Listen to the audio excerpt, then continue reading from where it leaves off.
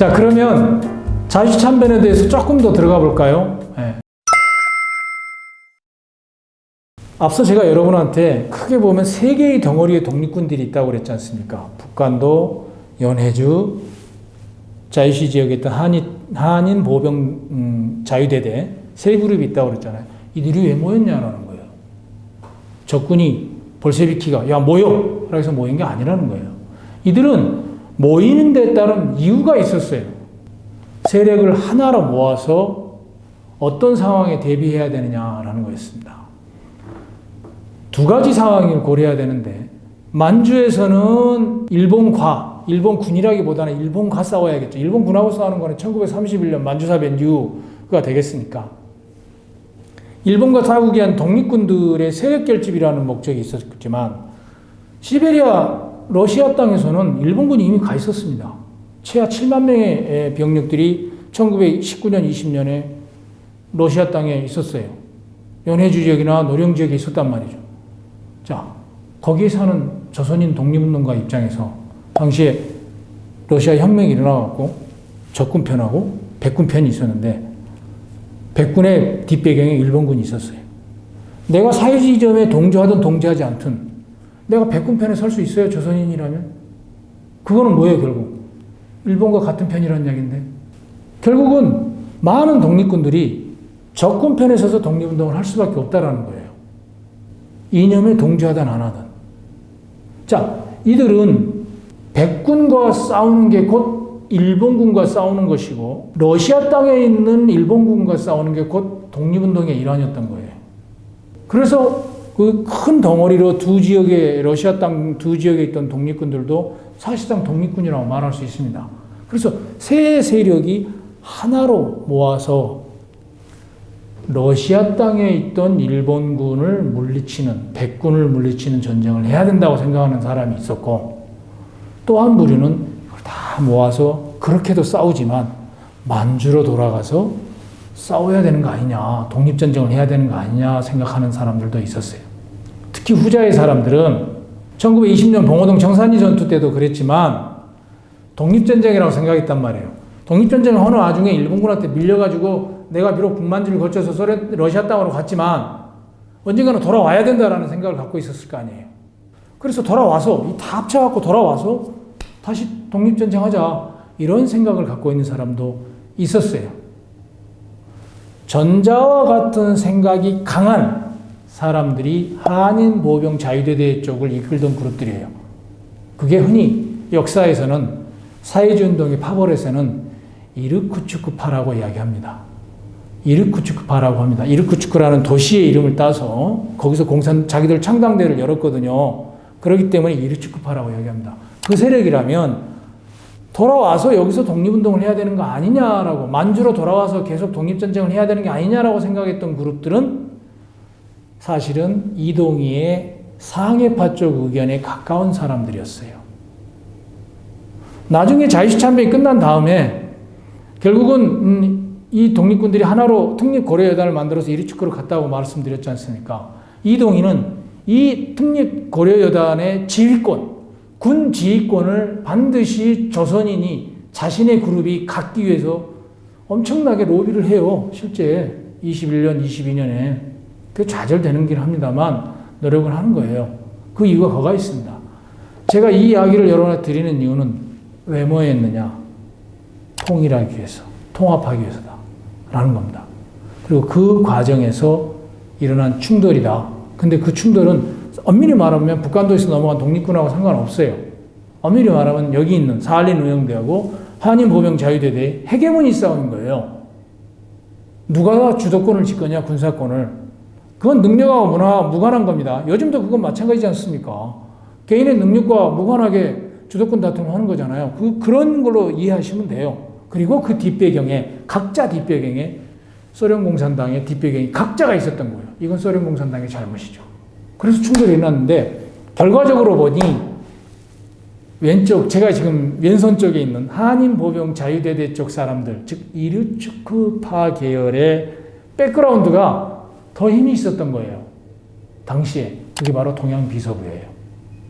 동양비서부가 한중일 다 이 지역에 있는 사회전동을 지휘하는 지도부인데 힘도 셀 수밖에 없죠. 위상이 더 높잖아요.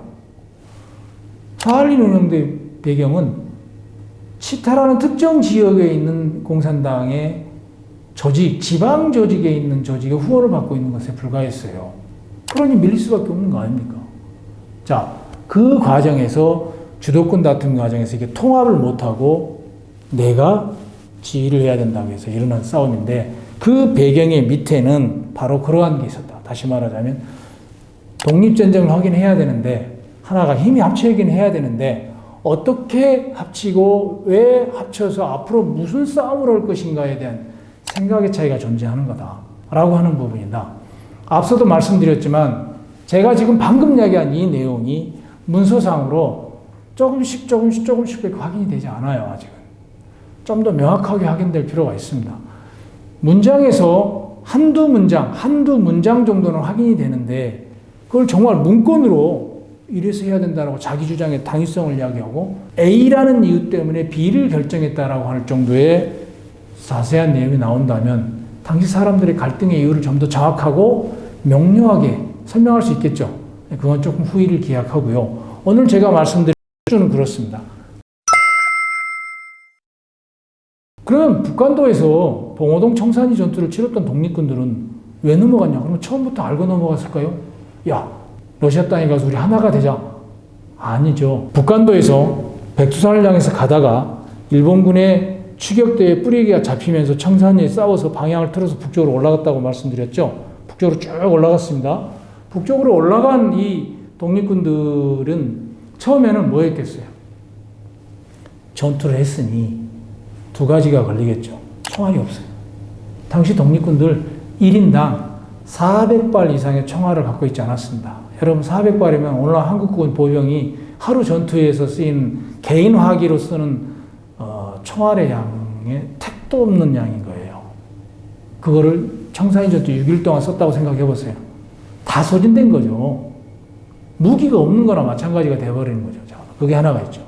그리고 1920년 10월 21일부터 26일 사이의 청산리 전투는 한겨울입니다. 아주 추운 겨울이에요, 여러분. 한국으로 생각하시면 안 돼요. 우리는 그때가 가을이잖아요. 그때는 겨울이에요. 실제 그 지역에 살았던 분의 해고록에 보면 백두산 저쪽에 은세계였다. 은빛 세계였다라는 문장이 있을 정도로 눈이 많이 내렸어요. 한쪽에서 눈이 많이 내렸어요. 어디까지? 허리가 찰정도까지. 눈이 많이 내렸어요. 근데 이분들이 옷이 한여름 오신 분들도 있었어요. 든든한 방한복을 입는 게 아니었단 말이에요. 그래서 이거를 정비할 필요가 있어요. 부상자까지 있어놓으니 어떻게 해요? 정비를 해야 되는데 어디서? 충분한 치료와 보급을 받을 수 있는 곳이 북만주로 가봐야 없는 거예요. 북만주로 쭉 가봐야. 그래서 넘어가는 거죠. 넘어온다더라라는 걸 누가 알았느냐? 한인보병 자위대대 쪽에 있는 사람들이 안 거예요. 이들을 설득해서 같이 뭔가를 하자. 안내해 줘야 될 거 아니냐. 보급을 좀 원활히 하고 넘어오는 과정에서 적군이나 백군, 특히 적군이 총 들고 누가 넘어오는데 한두 명도 아니고 막 몇백 명이 넘어오는데 누군지도 모르는데 그럼 뭐 어떻게 하겠어요? 사격을 하고 이럴 일이 벌어질 수 있잖아요. 그런 문제를 다 정리하려고 하는 게 한인보병 자유대대 사람들의 멤버들이 이걸 한 거예요. 그래서 한 사람을 보내서 또 다 적군 편에다가 넘어오는 사람들 사격하지 말고 가급적이면 보급을 많이 해줘라. 먹는 거 입는 거를 실제 그렇게 다 해요. 이런 과정을 거친다라는 거죠. 뭐예요? 처음에는 자체 정비가 중요했던 거예요. 그런데 넘어가는 과정에서 넘어가서 보니 서로 세력이 있거든요. 이거 하나로 만들자라고 이야기가 됐을 거 아니에요. 각자 통합의 원칙에 대해서, 통합의 방향에 대해서는 세 지역의 덩어리로 있던 독립군 누구도 반대할 명분이 없는 거예요. 그래서 서로가 오케이 했던 거죠. 그래서 만났고 하나가 되기 위한 과정에서 일어난 충돌을 자유시참변이라고 해야 된다는 겁니다. 자유시참변의 기본 시각을 처음부터 적군의 편에 든 세력이 반대편을 위해하기 위해서 꾸민 계략이거나 공격이 아니라는 거예요. 그러한 큰 흐름 속에서 일어난 사건이다. 그런데 그 사건이 큰 흐름 속에서 또 다른 영역의 경쟁이 있었던 거죠. 그게 바로 주도권 다툼인 거죠. 그것이 언말과 주장에 의해서 일어나는 주도권 다툼이 아니고 결국 총 들고 있는 사람들이니까 문제 해결의 방식이 하나가 총이었던 것이라고 보면 되겠습니다. 그래서 자유시참변이 그런 과정에서 일어난 참극이다라고 우리는 이해하면 될 것 같고요. 이렇게 일어난 자유시참변의 과정에서 왜 이렇게 많은 사람이 죽었냐라는 문제가 있을 거 아니에요. 데이터에 따라서는 200명이 넘게 죽었다. 어떤 사람들은 600명이 죽었다, 400명이 죽었다, 이러고 어떤 사람은 272명이 죽었다, 어떤 사람은 37명이 죽었다, 어떤 사람은 36명이 죽었다. 데이터가 천양지차예요. 천양지차이고 도대체 행방불명자가 몇 명이냐? 몇백 명 단위에서 몇십 명 단위까지 굉장히 다양한 거예요. 희생이 있었던 사망자와 행불자가 나오던 이유 중에는 참 안타까운 이유도 있습니다. 당시에 그 광경에 참 있었던 양쪽 편에 있었던 사람들이 한글로 쓴 해부록에 보면 어제의 나의 동료였다. 내가 그 사람들을 향해서 그 사람들의 심장을 향해서 총을 사격한다는 게 말이 되느냐. 그래서 하늘로 총소리만 내는 사람도 있었다라고 해요. 그런 기록이 남아있고요. 러시아 말로 너 서! 너 총 내려놔! 이걸 모를 수 있잖아요. 간도에서 넘어간 독립군들은. 그럼 러시아 말을 모르니까 당연히 모를 수 있는 거 아닙니까? 그럼 그렇게 누구든 이해를 할 수 있는 거 아니에요, 실질적으로. 그 과정에서 오는 마찰. 그 과정에서 특히 많이 죽었던 독립군이 북간도에서 넘어간 부대 가운데 홍범도의 부대도 아니고 바로 허재욱이라는 사람의 부대에 대원들이 특별히 많이 죽어요. 의금부라는 부대거든요. 이 부대의 대원들의 희생자가 대부분이었어요. 36명 내지는 37명이라는 데이터를 내는 쪽에서는 대부분 의금부 사람들이 죽은 거다라고 이야기를 해요. 죽은 이유는 말을 못 알아들어서. 그 다음에 이 사건이 21년 6월 28일인데 우리 요즘 날씨 같으면 한여름이죠. 정말 한여름이지 않습니까? 30도는 기본이잖아요, 요즘 날씨가. 그런데 1921년 6월 28일에 만주보다 더 북쪽에 있는 지역입니다. 지역은 강은 얼지 않았어요. 얼음은 다 녹았어요. 그러나 수영은 못해요. 그만큼 추운 지역입니다. 강을 건너다가 배가 뒤집혀서 죽은 사람도 있고 급해서 강물에 뛰어들어서 건너편을 넘어가면 자유시 건너편에 넘어가면 살아나니까 건너편으로 가기 위해서 강물에 뛰어든 사람도 있을 거 아니에요. 그럼 어떻게 되겠어요? 얼어 죽거나 강물에 휩쓸려서 죽겠죠.